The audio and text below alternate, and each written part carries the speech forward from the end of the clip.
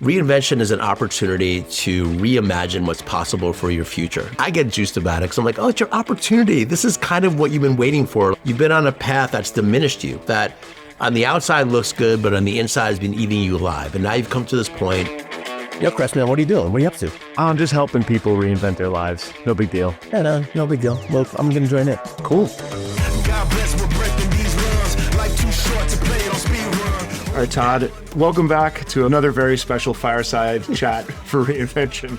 What are we talking about today, my man? Yeah, and for those of you listening to the podcast, we're doing another one. We're face to face, and we got a fire behind us. Roaring fire behind us. So check out our YouTube channel. It's great. But Chris, this episode is dedicated to the people who started down the path of reinventing their careers in some way.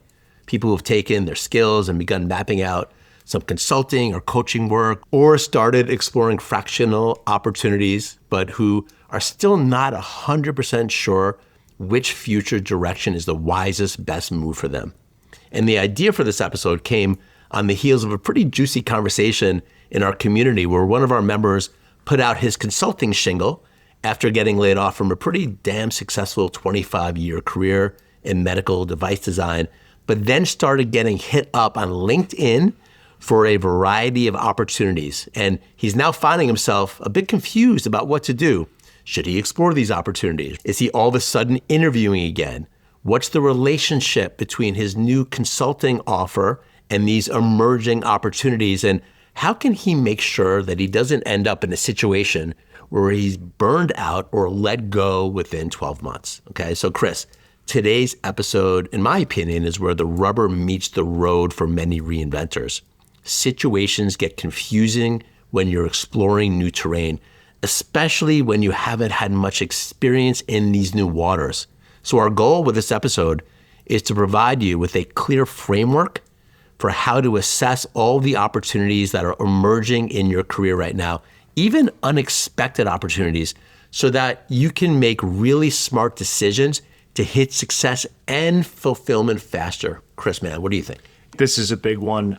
We talk about identity a lot in reinvention. I think that this episode gets to the core of that, this conversation, because really at its root, reinvention is creating a new identity, or maybe we can say revealing a true identity when you've been living under an identity or a persona for a certain amount of time that doesn't fit you anymore. And like we encountered in our community, not only with this one person, but with a few people we're talking to in the community, what happens is you're so used to being a certain way, living a certain way, that when you go out and try to build this new thing and do this new way of being and way of living, it's scary, it's different, it's unknown, you don't know where you're going. When something reaches back out from that old world and says, hey, you could just get this job and you get this much money or whatever it is, it's very tempting because your nervous system really, I think, is tempted by that to say, that would be a lot less anxiety. That would be a lot less scary. That's the pain we know. Let's get out of the fire and back into the frying pan, right? Some people might very well do that. But what we're here to take a stand for is that if you've got to this point where you are knowing that you need to reinvent and knowing that you can find fulfillment and happiness and abundance doing something different, you have to commit to that. And you have to commit to the process, and you have to commit to that not knowing what the outcome is going to be right now, and frankly being aware of and avoiding, or at least managing, the siren song that's calling you back to crash on the rocks of the old career. Yeah. That was causing you all this pain. You're in this conversation, you're not taking it lightly. If you're in this conversation, if you're in the conversation about reinvention, you're ready. Yeah. Well, I think it's also a really important time to just reiterate what our vision of reinvention is or can mean, which is this notion that your next career move or moves can be your best one if you're thinking about it in a way where you align the future version of yourself with your money making and what you're doing professionally, your lifestyle, what you really want to have happen, and not necessarily your past trajectory. And that's why I love this conversation that this came up in our community call, because I know from a lot of personal experience with people that I coached one-on-one and in our community that you are going to get tested. Yeah. When you're reinventing, you are going to get tested. And by the way, this is not necessarily, at least in my opinion, a call that once you start down a new path like this one gentleman did, that there isn't a world where going back to that old universe is not always a terrible thing. I don't think there's a one size fits all, but I think the conversation is important because when you're in this place right now, right, you're sitting in this crucible state of potentially reinventing your life and your career, and you're getting excited by listening to this podcast or people like us, and you're looking out into the future and you're like, yeah, I'm going to align my passions and my interests with, my money making, and that's really exciting. And I put out my shingle and I'm out there. And all of a sudden that old world starts coming back in. You're gonna get tempted. It's gonna happen for everybody. And so this conversation is about just staying the line about what this process is really about, right? Because at the end of the day, the call is to slow down and breathe and don't make rash decisions, because this is a moment to potentially make a change that will benefit your life over the long term. And so while that old world will come in, call in, we're just saying don't necessarily get all lost in that, because you might just stop and breathe and start making wise decisions. And we'll talk about how to do that. I have a good story about one of my favorite people in the whole world, me. And I went through this, right? When I was in year 10 of this job that I was so done with since year 4 or whatever it was. And I actually got laid off from that role. I kind of may have sort of engineered that, but I hung my shingle out and I said, let me do some consulting, right? Let me see what this is. I didn't have the words for it, but I was starting my reinvention. I was actually quite a bit into it at that moment. Hung out my own shingle, got a consulting gig right away. Also started doing a little bit of mentoring, which eventually led to coaching. I started that all in earnest at the end of 2019. And then going into 2020, things changed. I ended up going back into corporate, and I went back into corporate because there was an opportunity that came up that I was a perfect fit for it, and it paid a lot more money than the last role, and there were lots of good things about it. But I went in with eyes open that I was like, I know this is not going to work for another 10 years for me. God forbid, the 25 years till retirement or whatever it was.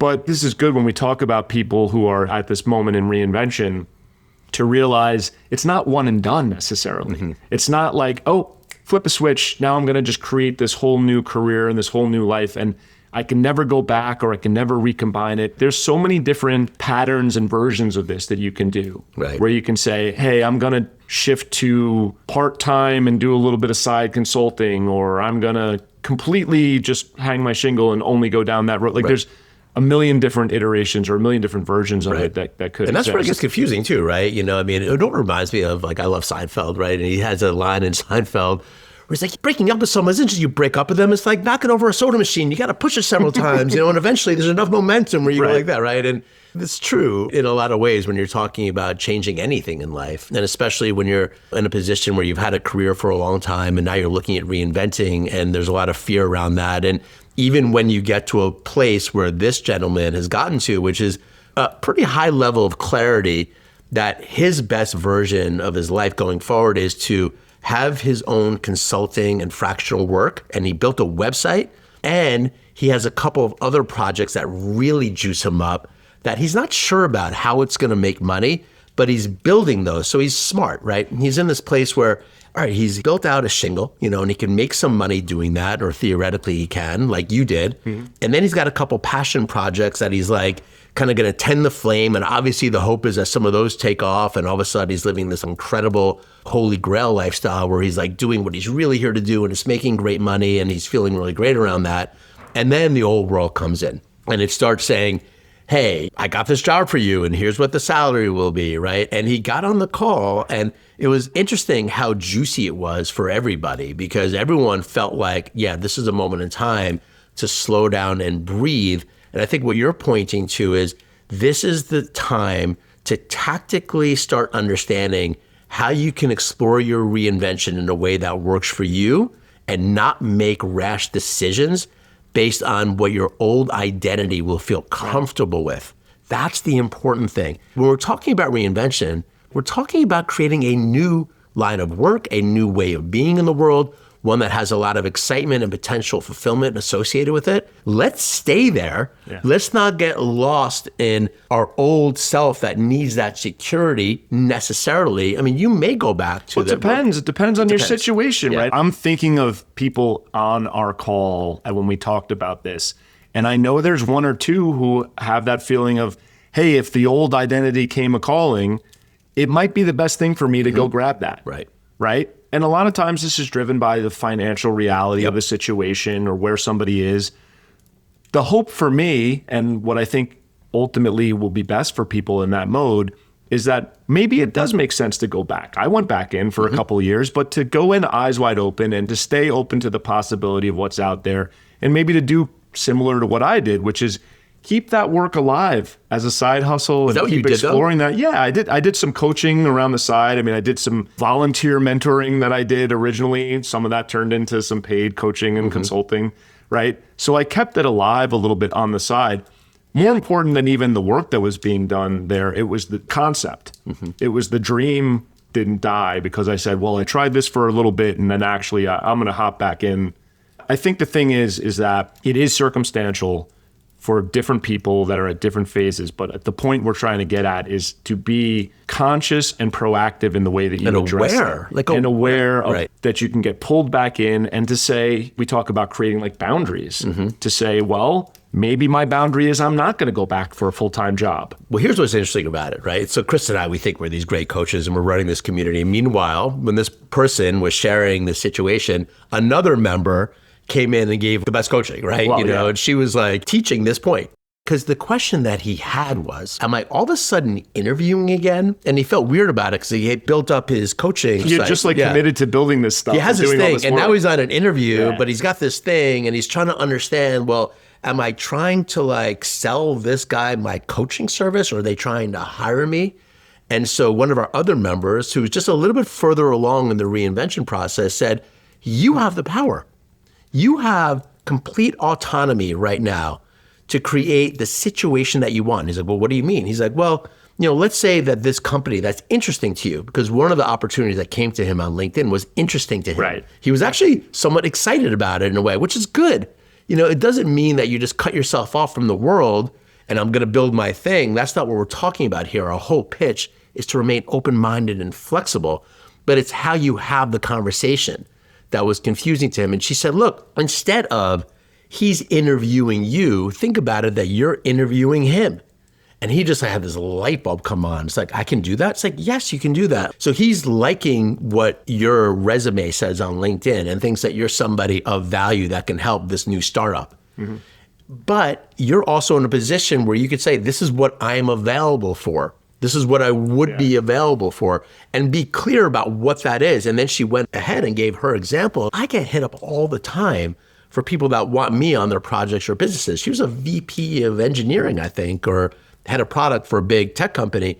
And she's like very clear that she may have 5 hours or she may have 10 hours, right? And once she gets clear on what her boundary is, she's now telling them what it is. And then they have to figure out, well, can we incorporate this person into what we're doing right now? And more often than not, she said, is that when you have that level of clarity, it creates a very easy situation for the other people to be like, oh, this is who they are and where they're at. And do we want to fit them in, right? And she's found a lot of success doing that, where she has 5 hour, 10 hour per week consulting clients while she's reinventing, but she has that clarity, right? Yeah. She knows the boundary. And I think that's what you were getting at. Well, and I think it's a little bit of a tangent, but I think it's an important one, is this idea that the companies that are reaching out and they have a job description or whatever it is, the idea that like that's the offer and that's all it is. Again, favorite person in the world I like to talk about. Me, my first consulting gig was actually the person was trying to hire me full time.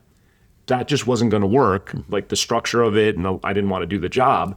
I came back and I pitched a consulting gig. The good news is I knew about how much it would pay full time. And so then I was able to price something that made sense for everybody. Right. And that actually was a pretty easy deal to close. Right. So this idea that it's take it or leave it, I think it's really tapping into this identity fear that people have, of where it's like, you're out here and you're creating this new persona or identity, and it's scary and it's unknown and you don't know where it's going. And then that little hint of certainty is held out to you. Right. right? Oh, that's really solid. That's a job. It's got a job description. It's got this and that. Really, really tempting to just go cling to that. And what we're saying here, and what our friend and community member said, is that you don't necessarily have to take exactly what is offered. You do have the power to say, well, this is my version of what works for me. I think what you have to really be clear on what does work for you. Right. That's the right. thing. So that you have the backbone and the confidence to have that conversation, honestly, in a way to kind of stand up to yourself, to not just go jump to safety and security. Well, I think that's what I did. The light bulb came on that I can do that. And now the second question is, what does work for me? That was the assignment. And then we said, okay, go figure that out. And when you come on our next call, let us know how much time are you open to doing consulting work for companies that come to you, that you are now interviewing if they come to you, right? As you are building out your own coaching consulting practice. He's like, that feels great. Yeah. You know, that's actually what I really want. And again, what I kept bringing him back to was the idea that a lot of people get really enticed by the security, but we also just have to be honest that the state of the world is changing so much right now. It's very possible that you could continue to get these jobs that within 6 months or 12 months, you're going to get let go again. Because I had a client who was a designer in Silicon Valley who kept wanting to go back to the well. And, you know, that industry is hard for designers in Silicon Valley right now, and kept getting jobs, but in 6 months, let go, to the point where he had to make a big shift and open up his own AI consulting and design business where he now has his own shingle, right? So you just got to be aware that that certainty that's being pitched to you isn't necessarily as solid as maybe it was 15, 20 years ago when the world was different, right? So this is why we keep talking about being open-minded, you know, and being flexible and learning a new way of being in the world where you can be your own boss and have these different opportunities and different ways to make money and see which ones want to go further as you move forward. Yeah, and you can be okay if going back in for 6 month stints is what's working for you, that can be okay too. I think it's the consciousness about it, and it's the tactical approach to it, and it's protecting the boundaries of saying, hey, I might do this as a means to an end, but ultimately I know what I'm working towards. Specifically, part of the conversation that we had in our community was around the time allotment in your week to say, well, I'm going to set aside 10 hours for these, you know, creative ventures that are pulling me, even though I don't really know how I'm going to monetize them or even if I'm going to monetize them. But I'm going to protect them because that's something that's been undernourished for the 25 years of my career up to this point. So therefore, I'm only open to 25 or 30 hours of work a week. It doesn't mean that you can't take opportunities from the old world. Right. You just have to contextualize them, and this is a means to an end. It's a new skill. It's actually a new skill that you need to develop. And I think what you just said is so important and what most reinventors don't do, but actually where the real juice is, of setting aside some amount of time for the creative projects. The ones that aren't directly related to replacing income or replacing purpose, but the ones where you just get lit up. And it could be things like the places that you volunteer at. We have a reinventor who works in tech, but he's really passionate about a certain sector of the world around clean energy, where he does a lot of personal work and volunteering for. And we were like gently coaching him, hey, maybe there's a world where you can find a job and a career using your incredibly advanced tech skills in that industry, right? And he couldn't see that at first, like that was even a possibility because, you know, his line of sight was so direct on what the jobs that he does. And then what was interesting was we pushed him on it and he said, yeah, there's 3 companies that I really love. And I've actually made some contacts and know people really high up that do that, like the CTO level. You know, I'm like, okay, start contacting them. And this light bulb went on, right? So this whole conversation is a call to be open-minded, right? And to explore these different opportunities and to create clarity by how you spend your time. That's what's really hard about this, I think, for a lot of folks is, you know, you're used to having a job where it's 30, 40, 50 hours a week and you get a paycheck. And now all of a sudden you're in a place where you're exploring fractional work. You're building out a website. Maybe you're doing some consulting. Now you're working on some creative projects. we want to say that this is the way for successful reinvention to happen. And it's a skill that you need to learn. And it goes by practice, right? And this is why we always say, look, follow this podcast along, join a community like ours, or get people on your side that can help you build these new skills, because it's not just automatic that you're going to be able to. And I think that the gentleman that we let off with got a lot of value by being on a call with a bunch of people and getting the feedback where he now saw it clearly in his mind. Oh, that's a skill I need to develop. Right. That's something that I need to do. And I think that's how you amplify your ability to succeed. I think it really helps to have these things reflected back at you, because the truth is that he had been in our community for weeks and weeks talking about the new identity and the new direction that he's going, and super excited about it, right? With good reason.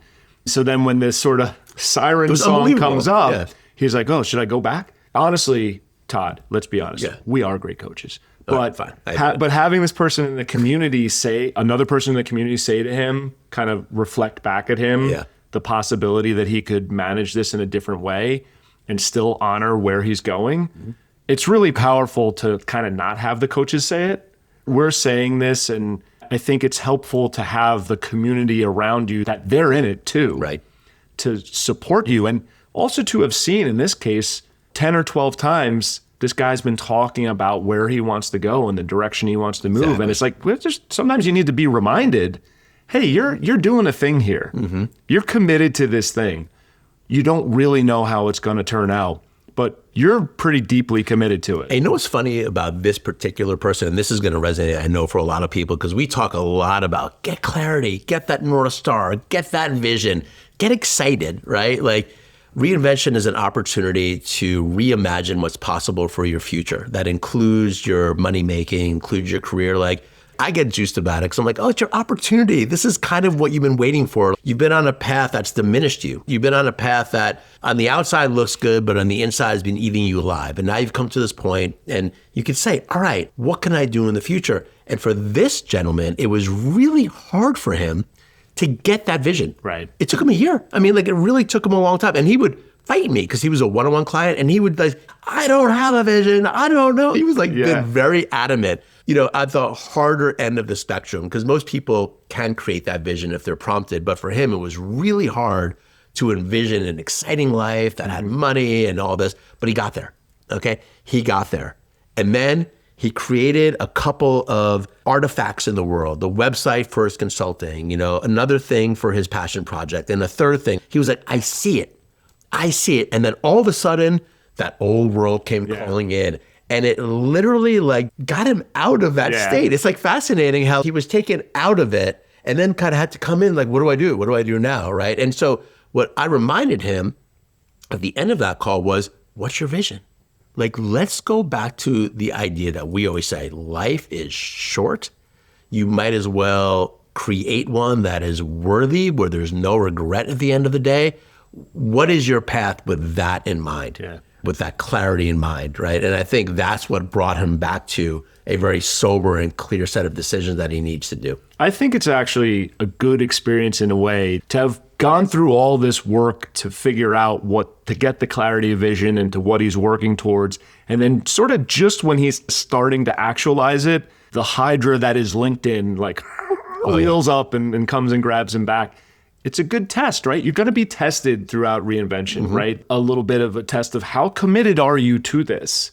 And community is so important because at these beginning stages, when you sort of don't really have the external feedback that your clear plan is going to work, it's good to be encouraged by the people around you that are also going in it to say, hey, this really is what you want. And by the way, let's also talk some truth here, is that the people who are in your personal life, could be your family, the people that rely on you and that old identity, are not necessarily going to be the ones to fully support this potential big change and life shift. Like, they want to keep you in a very safe and comfortable place for them. They also have fear and insecurity, and that's not a bad thing. We're not making It's not malicious. It's actually their way of caring for you in a sense.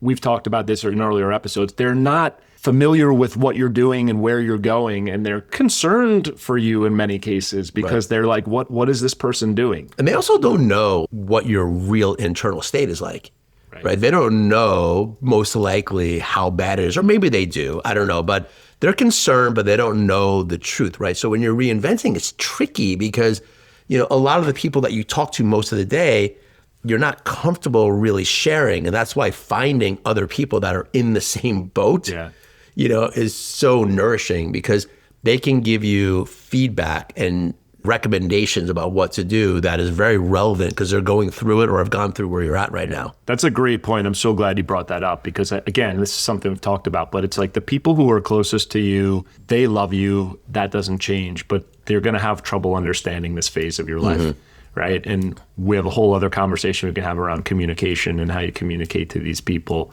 But when other people who are in this phase with you, those people are much better at being able to reflect back to you where you're at and to give you that support and to give you that boost and also to hold you accountable when what you're saying does or doesn't make sense. I mean, that's the power of that community and being together with people who are going through it in their own way. Yeah. I mean, look, there really is nothing like it. Our whole focus is to speak to people that are, let's say, 35 and up, for the most part, in the middle of their careers to some extent, have had some successes along the way from the external standpoint of things that look good, but are at the point either where just incredibly burned out, being shown the door or have already been shown the door, or just know that change is happening in industry because of AI or other reasons or politically, and, are at that point where it's like the path that you thought you were going to go on forever is not really a forever thing, right? And so it's scary, and it's scary for a lot of people. And like, that's why we talk about it, permission to be scared. Permission to be scared. Permission I like to that. be scared, That's a good one. It's like, it's okay, it's not easy. And so fine, let's turn to that. Like we've talked about on previous episodes, let's turn to that.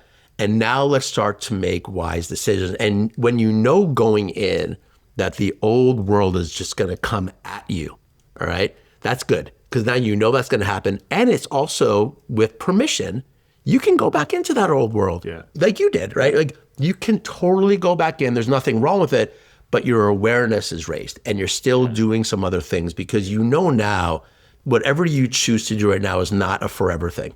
It's always going to change. It's always going to shift. I think reinvention mimics the law of life, that the only thing that's constant is change.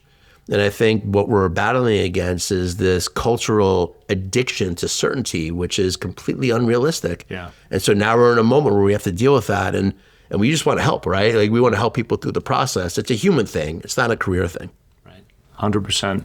I mean, for me, all the difference in the world between just rolling along on the track I had been rolling along on and consciously making the decision to go back into a corporate track while holding these other things and continuing to nurture this concept that I was working towards, that was a huge difference.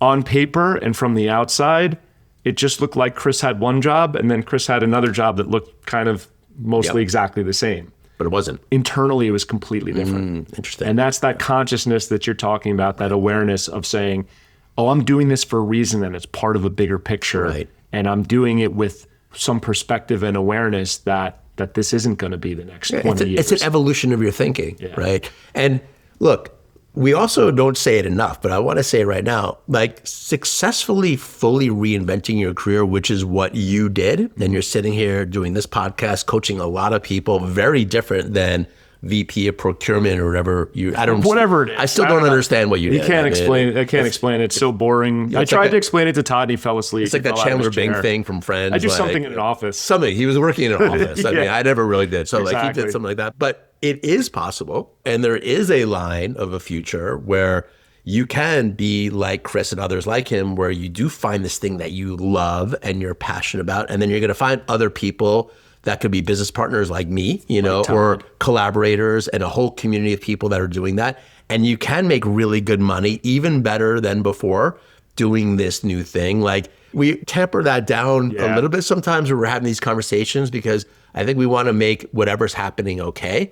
But also at the end of the day, like I'm a stand for people like taking a huge stand for themselves. What is possible for me going out there? Like what could I create? Could I make money being a children's book author or a gym owner or something that is just more related, to who you are. To who you are. Yeah. And like, I'm going to stand for that. Look, I don't talk about it a lot, but I'll share right now at the end of this episode, there's a path in front of me. I married a French woman, right? And she's from France. I mean, we live in California together. And, at some point, our plan has always been to move back to France. And one of the things that really gets me is that, her father, when he retired, he was a cop or like in the military. He took over this family property that has been his family for a couple hundred years. It's France. A couple hundred years, like nothing. Right. But it's a farm property that's like almost 100 acres worth of land that when I first saw this, something about it was like, there's a larger thing for me here, right? And now as I've gotten older and we're 13 years into our marriage, like I started thinking about my reinvention at some point where I want to do something with that land. And there's like something I want to build there. Maybe a retreat center where I bring people into that part of France, which is epic, by the way, and we do some work on that property. And I don't know what it is yet, but like I have that. And having this frame of reinvention helps me because I know that I don't need to do that right now, but it's there and something that I can continue to develop in my own mind as things emerge. Yeah.